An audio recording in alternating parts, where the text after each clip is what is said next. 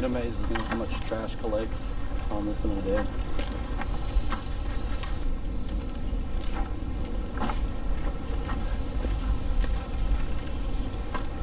We're looking at the ties, the spikes, the rails, making sure everything's in place. Looking at the crossings. The rubber is, not peeling up. Trees are out of the way, not going to hit the train.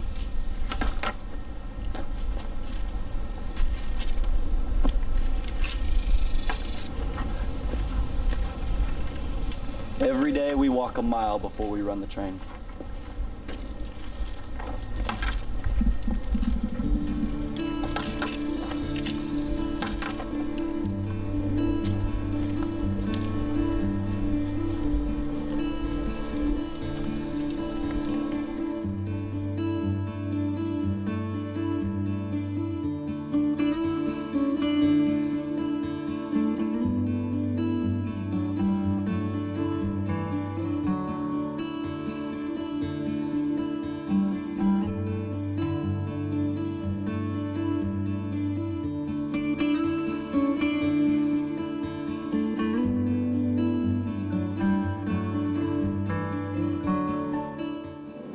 My name is Zach Gafford. I'm the job coach here on the Six Flags and Texas Railroad.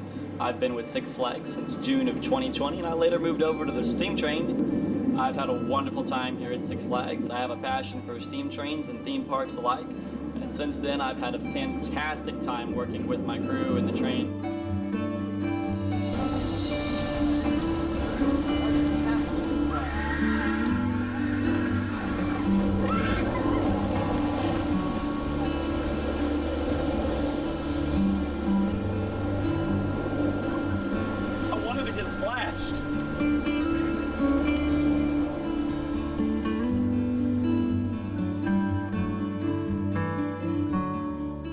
While Zach finishes the track walk, let's talk a little bit about the Six Flags and Texas Railroad. The locomotives used on the railroad are an 1897 HK Porter and a 1901 Dixon Alco. When Six Flags first opened in 1961, the railroad traversed the outer perimeter of the park for a distance of about 1 mile. The Dixon was the only one used that first year, and the Porter came into service in 1962. Now, for the first 2 years of operation, there was only one station, the Great Southwest Depot. In 1963, with the addition of the Boontown section, a second station was added. Now, while riding the rails around Six Flags, not only could folks take in the sights and sounds of the new amusement park, but they could also see live bison, longhorn cattle, a hobo encampment, and maybe even get robbed by bandits.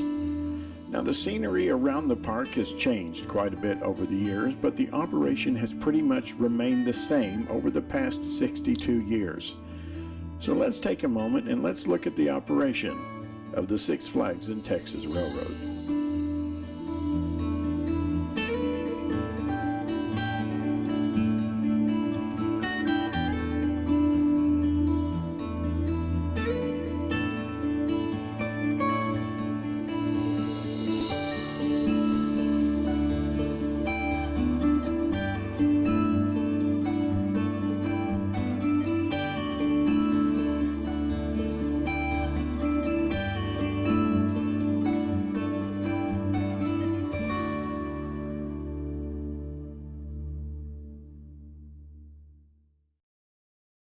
Good morning.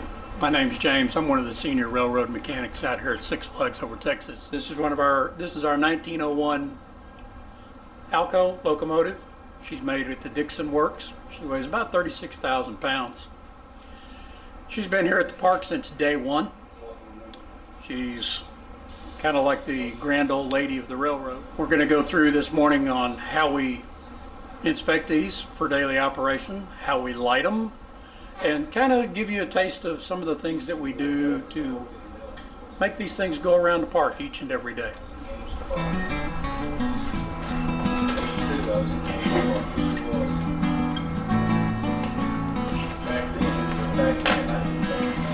What we're doing now is hooking up the in-house air. The in-house air operates or allows the engine to operate. Normally it operates on steam. Steam uses the burner to spread fuel out around the firebox. Since we have no steam at the moment, we use compressed air. Same way with the blower. Instead of using steam, we use compressed air to create a draft inside the box. While the engine is warming up, there's still lots of work to be done to the locomotive to get it ready to head out onto the main line. Here, Jose is checking and adding oil to the air pump. The air pump supplies air for the brake system for the entire train, and it's constantly moving, so it needs to be well lubricated to make it through the day.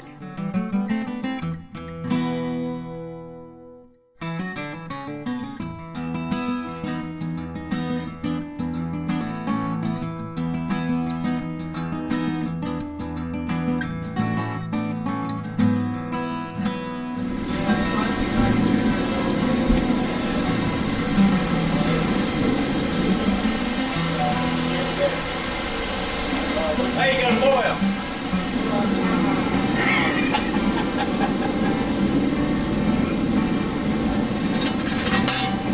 Need a knife anyway.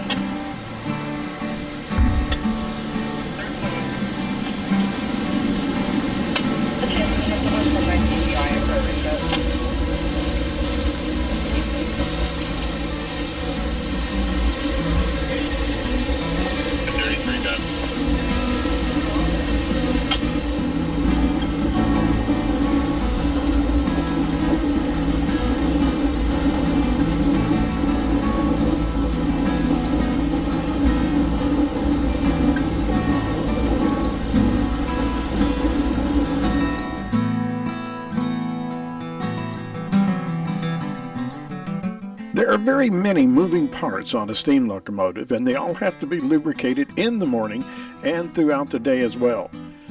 For example, there's the main and side rods, the crosshead guide, lateral thrust plate, eccentrics, the leaks, and many others.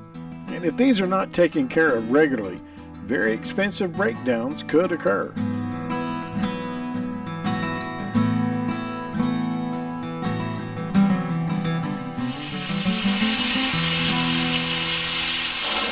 And now that all the prep work is ready, the locomotive is ready to be brought out to the main line.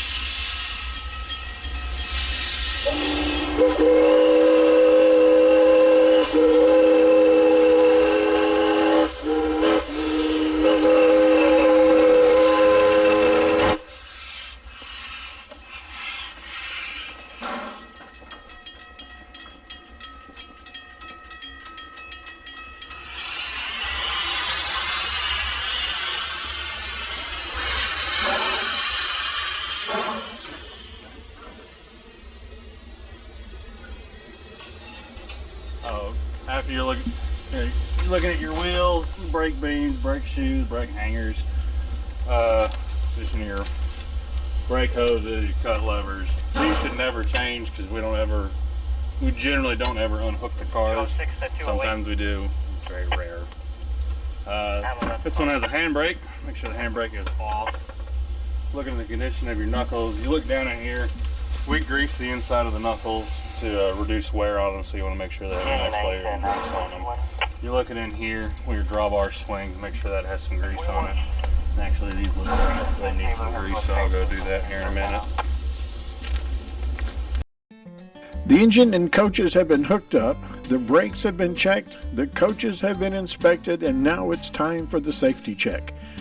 Before the first passenger is ever picked up, the train makes one trip completely around the park to make sure that everything is in working order. The mechanics will wait by the engine house for the train to pass by, and a good thumbs up from the engineer will tell them that everything's good, and it's then on to Johnson Creek Station for water and the first passengers of the day. Now, while we're headed over to Johnson Creek Station, take a look at El Aserradero, also known to everybody basically as the log ride. This ride was installed in the park in 1963. It was designed by the Aero Development Corporation, and it's the world's first log flume ride. In fact, it was designed in the parking lot at Six Flags Over Texas. While the train is making its safety check around the park, if needed, one of the mechanics will come out and grease the rails. Now you'll notice Michelle is only doing the inside portion of the outside rail. When they get dry, they tend to squeal very loudly and they become annoying. The train will pick up the grease here and spread it all along the tracks.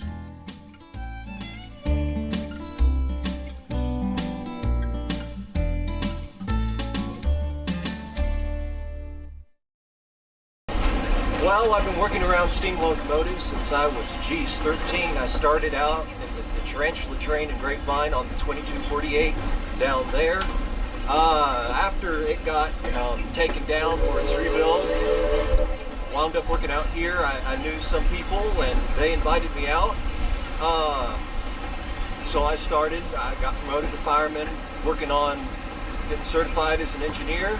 I have worked on the 3 oldest operating locomotives in the state in that order. That's about the biggest claim to fame that I have. It's a great place, I love it. It's the only place in Texas that runs steam regularly, just about every weekend.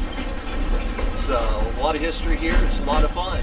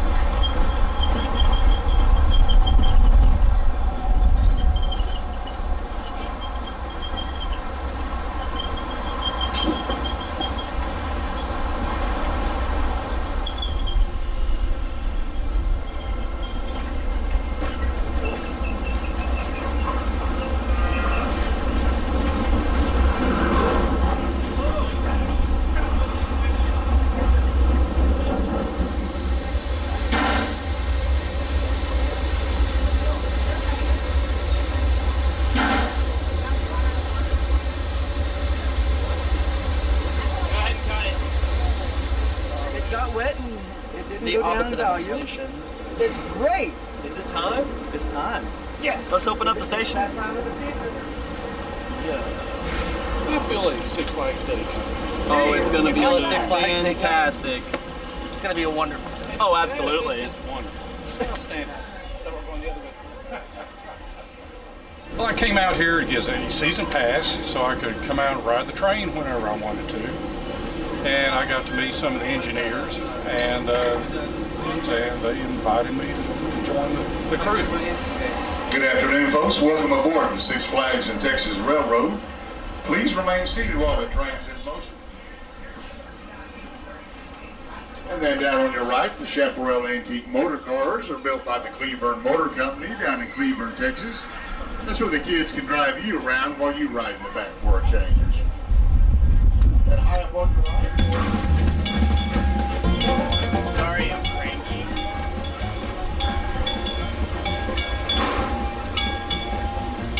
The heat does it to the best of us. You're all clear. All right.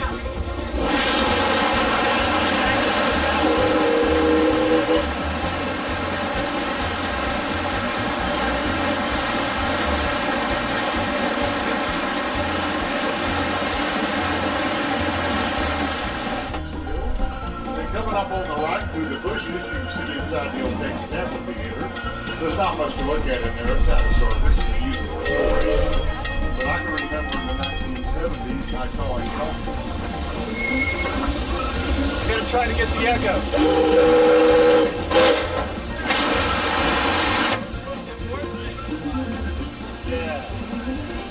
Treat yourself, kid. Over on your left is the Ghost Town Saloon. You see the guy sitting on the front porch. He's wearing sunglasses. He's waving at you. Everybody wave back. That's Chip, one of our maintenance guys. He sat down in that chair over 10 years ago.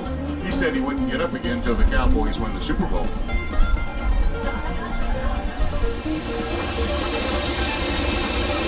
We're in a race. We're losing. First one to the station wins. I'm not gonna try this time. I have a funny feeling I'm being caught.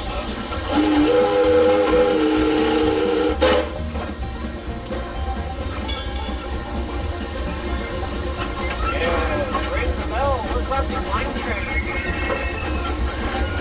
Do you have RBS? Rescue bell?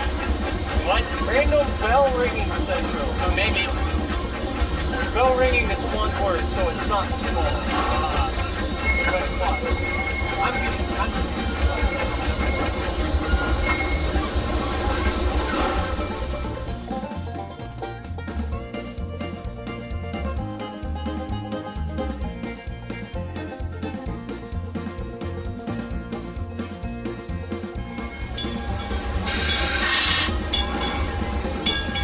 Go Packers!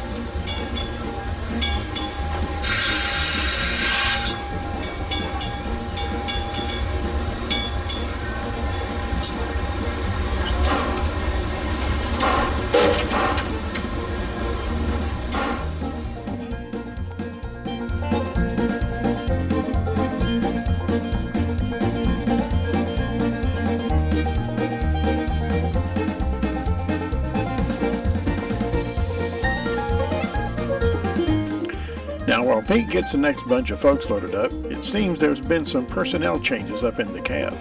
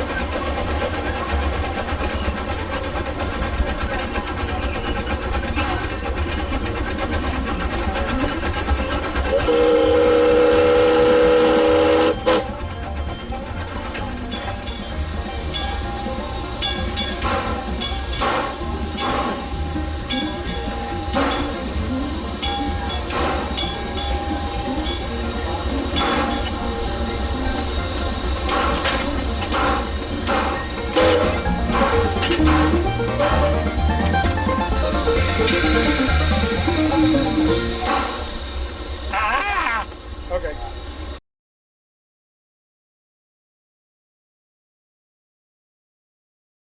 Whenever we're burning our oil in order to set up the train, really, we end up having a lot of carbon that builds up inside the boiler tubes. And during the sand out, what we're doing is we're putting sand right there through the watch hole. In doing so, we're actually cleaning out those flues. That way we have better heat transference from the fire side of those boiler tubes onto the water. That way we can have an easier transfer of energy, I guess is the word I'm looking for. Train is clear, we're good, let's go.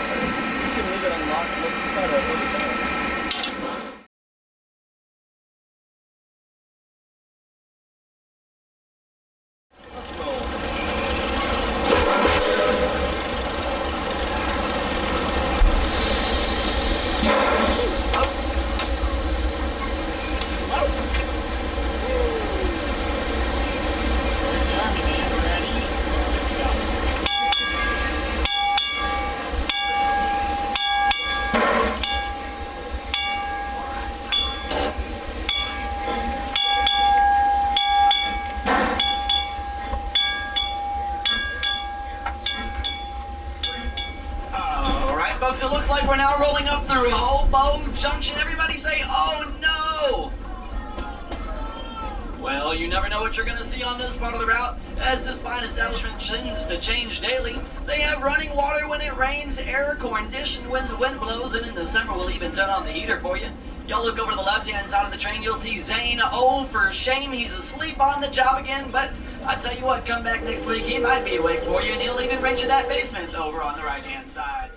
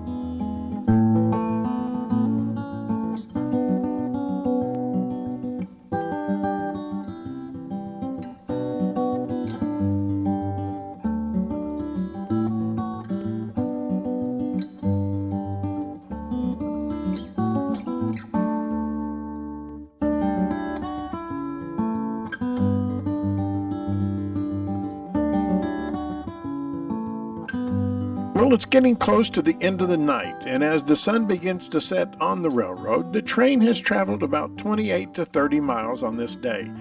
And after another sand out and another fuel top off, it's time to put the locomotive back in the engine house.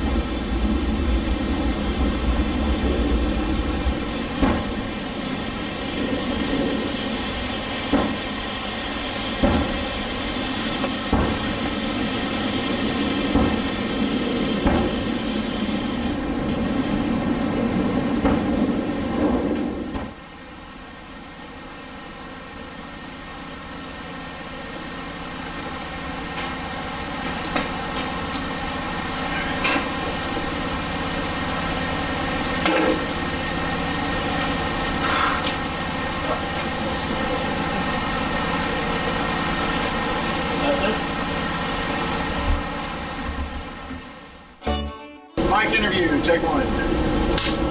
Thank you.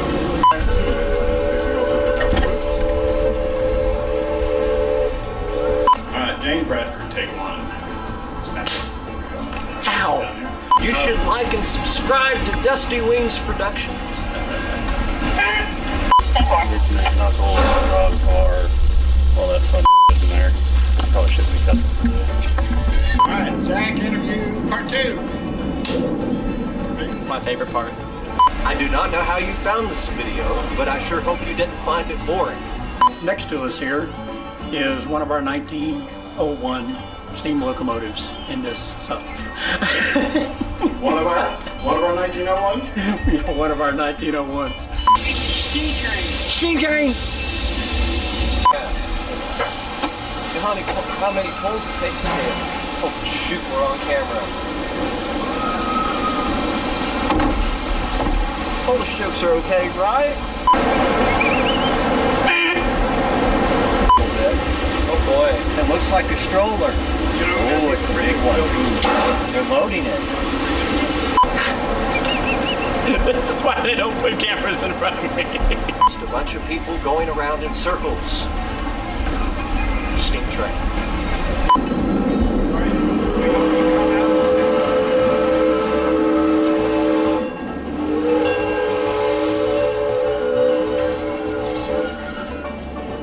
The railroad is one of my favorite railroads of all the railroads. You don't get very far. They bring you back to the same place over and over. It's always on track. I give it a thumb up. That's all you're gonna get.